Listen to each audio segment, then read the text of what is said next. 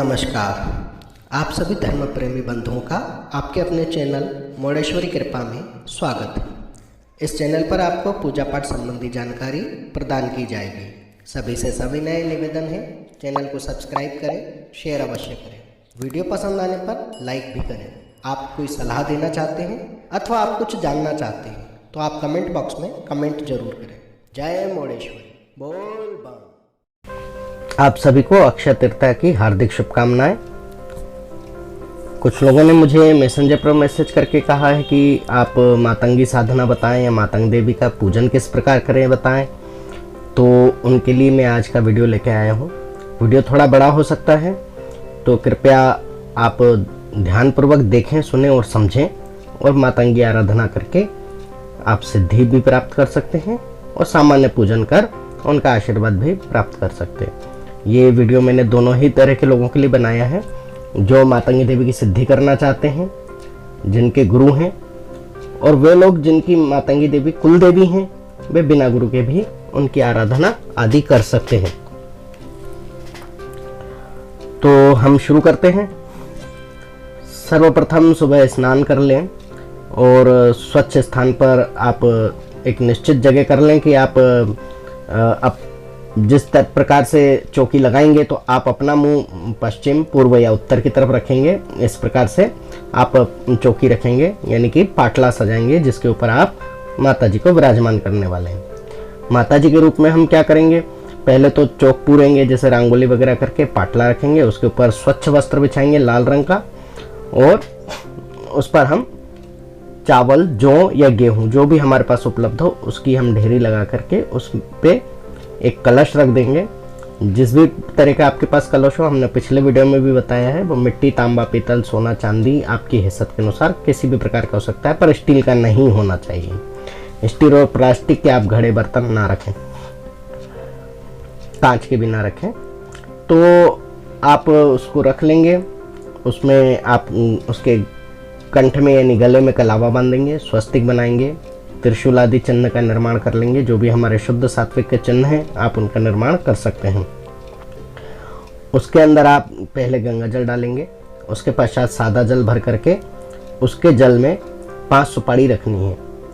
गुरु, गणपति, ईष्ट, मातंगी देवी, श्री रामचंद्र जी और आपके जो भी अन्य देवता हैं उनके निमित्त 1 सुपारी डालेंगे। स्थान देवता, ग्राम देवता जो भी होते हैं उनके निमित्त। इस प्रकार से आप 5 सुपारी उसमें रख देंगे। उसमें रोली, अक्षत, हल्दी, अबीर, गुलाल और 1 सिक्का दक्षिणा स्वरूप उसमें डाल देंगे। उसमें 5 पल्लव लगाएंगे और उसके ऊपर एक ढक्कन रख देंगे।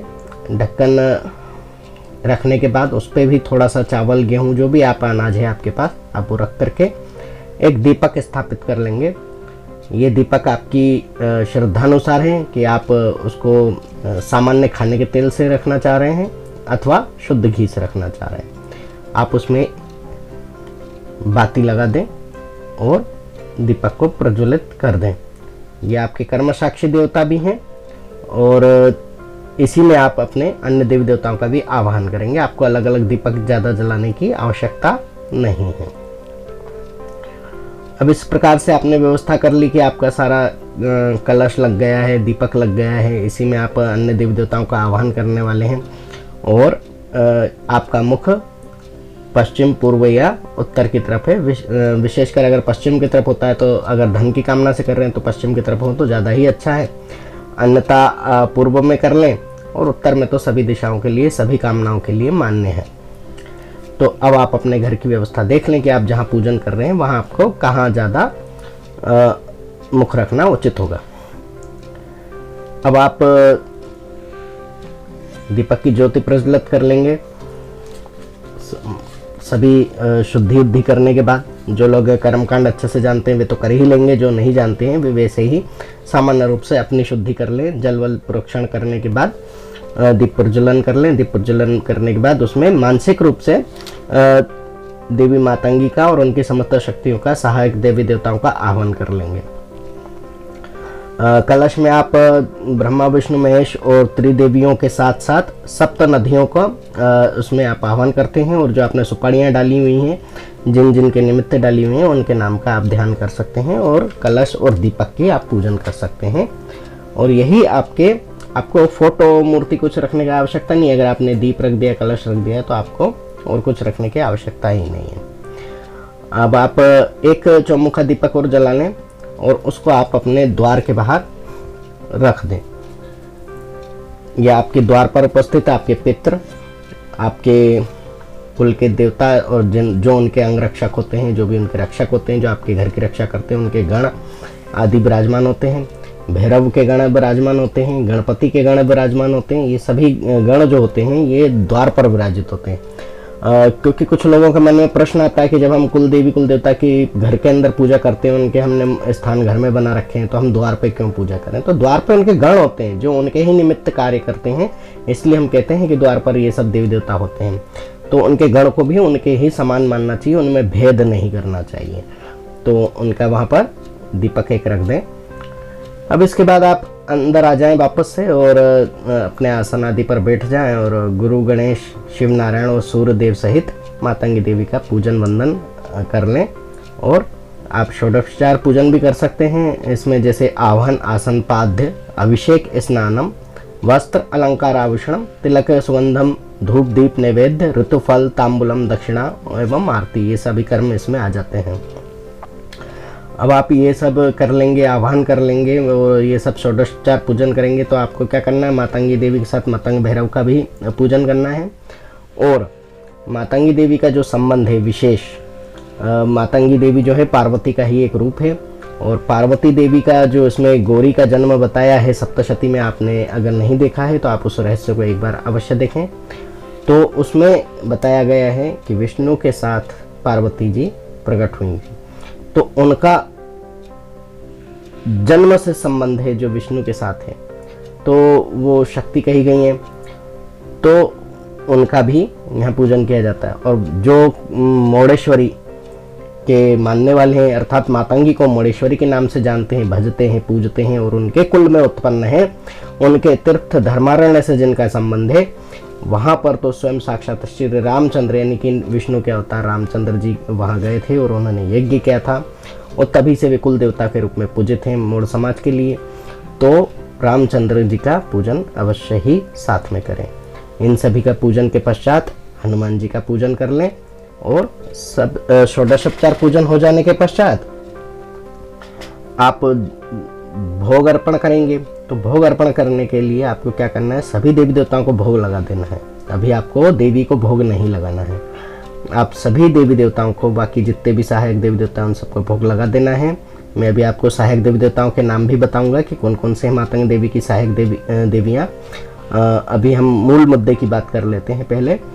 तो आप उन घर में जैसे अगर छोटे बच्चे हैं या आपके यहाँ पालतू जानवर हैं, पक्षी हैं, आसपास में किसी के यहाँ हैं या आते हैं आपके यहाँ गैलरी में, बरामदे में, आंगन में, छज्जे पर आदि पे कहीं भी, तो आप पहले इन सभी को ये प्रसाद में से कुछ जो इनको देने लायक चीज़ें हैं वो आप इनको दे दीजिए। ये सभी प्रसाद उनको दे दीजिए देवी देवता को भोग लगाने के बाद। इसके बाद आखिरी में आप देवी मातंगी को नैवेद्य लगाएं, क्योंकि वे किसी को भी खाली पेट रहने नहीं देती हैं, वो किसी को भूखा नहीं रहने देती हैं। वे साक्षात स्वयं अन्नपूर्णा है, वो सबका भंडार भरने के बाद ही आप उनको, भाई उनका दिया ही तो है, इसीलिए हम बाकी सबको दे रहे हैं, और उनका दिया उनको पहले दे करके हम कौन सा तीर मारेंगे, है ना। तो जिसका दिया है उसी को दे करके हम अपने आप को बड़ा और उनको छोटा तो नहीं कर सकते, इसीलिए देवी मातंगी को बाद में भोग दिया जाता है। तो देवी मातंगी को फिर बाद में भोग दें। और उसके बाद अब आरती प्रसाद सब पूजन कर लिया आपने, मातंगी देवी को भोग दे दिया आपने, सब कुछ कर लिया। तो अब बाकी जितने लोग बचे हैं आप घर में, जो आपके सदस्य हैं, जो उपस्थित आपके घर में अतिथि हैं, मेहमान हैं, सभी को आप प्रसाद बांट दें, आप स्वयं भी प्रसाद ग्रहण कर लें। अब यहाँ पर आपका जो होता है सामान्य रूप से पूजन समाप्त हो जाता है। जिनकी कुलदेवी हैं उनका भी, और जिनकी कुलदेवी नहीं है और वे वीडियो देख रहे हैं और मातंगी देवी में आस्था रखते हैं, तो वे भी इस पूजा को यहाँ तक इस विधि से कर सकते हैं। अब इसमें मैं आपको बता दूं कि इनकी सहायक देवियाँ कौन कौन सी हैं। तो देखिए, धर्मारण्य तीर्थ में जो देवियाँ बताई गई हैं सहायक देवियाँ, तो वो वहाँ उस क्षेत्र को जहाँ पर मुंडेश्वरी देवी, मातंगी देवी मुंडेश्वरी देवी के नाम से विख्यात हैं और उपस्थित हैं, वो जगह धर्मारण्य तीर्थ के नाम से विख्यात है। ठीक है, तो वहाँ पर देवियों की जो शक्तियों के नाम हैं, छत्रा, शांता, आनंदा, नाथंगी, सातंगी, भट्टारिका, पिपलिका और श्यामला, यह नाम से सभी देवियां पूजित हैं और इन सभी का नाम उच्चारण करने के साथ ही मातंगी देवी का पूजन किया जाता है। परंतु तंत्र शास्त्र के अनुसार मातंगी देवी की अन्य शक्तियां और सिद्धियां हैं, उनके नाम मैं आपको बता देता हूं।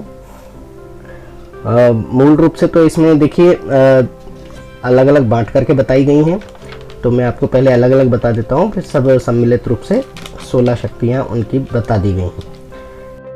इसमें मुख्य रूप से उच्चिष्ठा मातंगी, राजमातंगी, वश्च मातंगी, कर्ण मातंगी, चंत मातंगी, लघु श्यामा मातंगी, सद्या मातंगी और सुमुखी मातंगी कही गई हैं। और इनकी जो अलग से शक्तियाँ हैं, जो इनके जो गुण हैं, वो इस प्रकार कहे गए हैं: रति, प्रीति, क्रिया, शुद्धा, मनोभवा, अनंग मदना, अनंग कुसुमा और मदनालसा। ये इस प्रकार से ये सब हैं। जब आप इनका अभिषेक करते हैं तो ये सब नाम उच्चारण करके आप जल उनकी धारा छोड़ सकते हैं। तो जिनके घर में मूर्ति है, प्रतिमा है, वे अगर अभिषेक करना चाहते हैं तो वे इस प्रकार से इनका नाम उच्चारते हुए, सभी शक्तियों का नाम लेते हुए जल की धारा दे सकते हैं और अभिषेक कर सकते हैं। वैसे तो श्री सूक्त के माध्यम से तो सभी देवी देवताओं का हो ही जाता है, साथ में ये नाम भी लेने से अच्छा होता है। तंत्र शास्त्र में ये 16 प्रकार से नाम इस प्रकार दिए गए हैं, जो मैं एक एक करके बोल रहा हूँ, आप ध्यान से सुनिएगा। सद्या मातंगी, सुमुखी मातंगी, लघु श्यामा मातंगी, श्यामला मातंगी, उच्चिष्ठ चंडालिनी, उच्चिष्ठ मातंगी, राज मातंगी, कर्ण मातंगी, चंड मातंगी, वश्य मातंगी, भगवती मतंगेश्वरी, ज्येष्ठा मातंगी, रत्नांबा मातंगी, सारिकांबा मातंगी, वार्ताली मातंगी, तेल मातंगी। और बौद्ध संप्रदाय में इन्हें मातागिरी के नाम से भी जाना गया है। इनके कुछ मुख्य मंत्र हैं जो मैं आपको बता रहा हूँ। ओम रीम ऐम भगवती मतंगेश्वरी श्रीम स्वाहा। ओम रीम ऐम भगवती मतंगेश्वरी श्रीम स्वाहा। दूसरा है ओम रीम क्लीम हुम मातंगये फट स्वाहा। ओम रीम क्लीम हुम मातंगये फट स्वाहा। तीसरा है ओम मातंगये नमः। चौथा है ओम रीम कर्णाट मर्दिन्ये स्वाहा। ओम रीम कर्णाट मर्दिन्ये स्वाहा। पांचवा है ओम श्रीम श्रीम श्रीम मातंगी मुंडेश्वरी देव्ये नमः। ओम श्रीम श्रीम श्रीम मातंगी मुंडेश्वरी देव्ये नमः। इनके गणपति हैं, वक्रतुंड के नाम से उनकी पूजा होती है और उनका मंत्र है, एक बार फिर सुन लीजिए, ओम वक्रतुंडाय हुम। इनके भैरव हैं मतंग भैरव, जो साक्षात शिव हैं, तो उनका मंत्र है ओम रिम मतंग भैरवाय नमः। फिर से सुन लीजिए, ओम रिम मतंग भैरवाय नमः। इस प्रकार से इनका ये सभी मंत्र और नाम आदि आते हैं, आप अपने हिसाब से देख लीजिए। और इनको भोग जो लगता है बाकी सभी देवताओं को तो आप जो भोग लगाएंगे सो लगाएंगे ही। मातंगी देवी के लिए जो विशेष भोग हैं पूर्ण सात्विक, वो मैं बताता हूँ आपको। सबसे पहले तो जायफल होता है, उसके बाद आते हैं कोई भी आपके ऋतुफल, और एक मसाले वाला पान जो आप बोलते हैं उसको मीठा पान, ये मसाले वाला पान बीड़ा, तो वो खाने में दही और दही से बनी हुई चीजें, बाजरे की खिचड़ी आप रख सकते हैं, केसर का दूध आप रख सकते हैं। हलवा पूड़ी तो सभी देवियों को आप जानते हैं कि प्रसिद्ध है कि हलवा पूड़ी का भोग लगता है, प्रसन्न करनेदायक है। माता को खीर का भोग अति प्रिय है। खीर ठंडी और जितनी गाढ़ी मलाईदार हो जाती है उतनी ही अच्छी माता जी को प्रसन्न करती है, प्रसन्नता दात्री बन जाती है। मिठाई में काजू कतली जैसी कोई भी मावे की मिठाई, मावे की बर्फियाँ, मावे के पेड़े सफ़ेद रंग के जो होते हैं जिसमें चॉकलेट आदि ना डला हो, जो सिंपल सामान्य मावे की बनी हो, उस तरह की कोई भी आप मिठाई ले सकते हैं। सफ़ेद रसगुल्ला भी आप अर्पण कर सकते हैं। तो ये तो हो गई भोग आदि की बातें। अब आती हैं भक्तों की बातें। जो साधना और भक्ताई के लिए ये वीडियो देख रहे थे, वे इंतज़ार कर रहे हैं कि मंत्र बताया, ये सब बताया, बाकी विधि क्या होगी। तो यहाँ तक जिन लोगों ने पूजा कर ली है कि भाई षोडशोपचार पूजन कर लिया है, सब कुछ कर लिया है, अब प्रसाद भी बांट दिया है, खुद भी खा लिया है, तो अब आपका जो मुख जुटा हुआ है, इसके बाद आपको आचमनी से मुख शुद्धि नहीं करना है, आचमनी जल नहीं करना है, मुख शुद्धि नहीं करना है। अब आपने प्रसाद ग्रहण कर लिया है तो देवी का प्रसाद ग्रहण करने के बाद आपको पुनः आसन पे बैठ जाना है। आपको रुद्राक्ष की माला लेनी है और रुद्राक्ष की माला से आपको कोई भी एक मंत्र का 6000 बार जप करना है। इसमें मूल मंत्र जो है आपको मैं 2 बता देता हूँ, आप उनमें से 2 में से कोई भी एक कर लीजिए। ओम मातंगाय नमः। दूसरा है ओम ह्रीं क्लीं हुम मातंगाय फट स्वाहा। इन 2 मंत्रों में से कोई भी आप मंत्र ले लीजिए और उसको 6000 जप एक ही दिन में, एक ही बार में आप कर लीजिए। आप ये पूजा सुबह प्रारंभ करेंगे और अगर आप पूर्ण विधि विधान से करते हैं तो आपको लगभग 11 से 12 बजे का समय हो जाएगा, 6-7 बजे अगर आप बैठते हैं तो। और ये 11-12 बजे के आसपास जब आप इसको कर लेंगे, या जाप सहित भी आपके 12 बज सकते हैं और जाप के उपरांत भी आपको 1 के आसपास बज सकता है। जैसा भी आपका समय दे सकते हैं, बैठ सकते हैं, जिस तरीके से आपका जप का समय होगा। ये सब कर लेंगे, लगभग 6000 जप में आपको 60 माला के आसपास हो जाएंगी। और बहुत छोटा मंत्र है तो मुझे लगता है 2-3 घंटे में तो ये जप हो जाएंगे आपके, ठीक है। और ये करने के बाद आप दशांश हवन भी कर दें और पुनः से आरती कर दें, तो ये आपका जो है मंत्र सिद्ध हो जाएगा और घर में आपको काफ़ी शांति और आपके जीवन में आ रही परेशानियों को हटा देगा, बाधा मुक्ति का साधन बन जाएगा। अच्छा, एक चीज़ और ध्यान रखिए विशेष कर से, जिन लोगों के कुल देवी नहीं है मातंगी, जिन लोगों की कुल देवी मातंगी नहीं है और वे पूजा आदि कर रहे हैं सात्विक रीति से, वहाँ तक तो ठीक है, लेकिन वे यह मंत्र जाप आदि क्रियाओं में संलग्न ना हो, उनके गुरु हों तो वे उनसे आज्ञा लें, उनकी विधि पूछें। नंबर 2, आपके यहाँ अगर सात्विक रीति से आपके कुल देवी देवताओं का पूजन होता है तभी यहाँ पर आप हाथ डालें, अन्यथा आपको यहाँ हाथ डालने की जरूरत नहीं है। क्योंकि ये मातंगी देवी हैं, ये एक सिक्के का ही 2 पहलू हैं, यही दुर्गा है, यही काली है, और यही सात्विक रूप से चलती हैं तो ये लक्ष्मी और सरस्वती हैं, और ये असात्विक रीति से चलती हैं तो ये महाकाली हो जाती हैं। तो इनको छेड़ना बहुत ही विकराल कार्य हो जाता है, क्योंकि जिन लोगों की कुल देवी हैं उनके यहाँ ये शुरू से ही पूर्ण सात्विक रूप से विराजमान है, तो वे तो ये कुछ भी कर सकते हैं, वे बिना गुरु के सिद्धि भी कर सकते हैं। क्योंकि मैंने यहाँ पर सिद्धियों को टोटके के रूप में नहीं बताया है, उस तरीके से नहीं बताया है कि सिद्धि के बाद उनको ये करना है, वो करना है, या वो कर सकते हैं, वो सब मैं उनको ताला चाबियाँ नहीं बताया है। मैंने मात्र उनको उनके घर में उनकी ही कुल देवी से उनको कृपा प्राप्त हो, इस प्रकार के सुगम साधन बताए हैं, जो कि उनको जानना उनका अधिकार है। तो जो अन्य लोग देख रहे हैं तो वे कृपया इस चीज़ को समझें कि ये जितना सरल लगता है उतना सरल होता नहीं है। ये महाविद्या है, महाविद्या में ये मोहरात्रि की देवी हैं। ये आपको मोह के बंधन में तो बांध लेती हैं, लेकिन इनके मोह से छूट पाना फिर बहुत मुश्किल है। तो आप अगर इनके बारे में वास्तव में करना ही चाहते हैं और आपकी कुल देवी नहीं है, तब आप किसी गुरु से परामर्श लेकर के ये आप करें।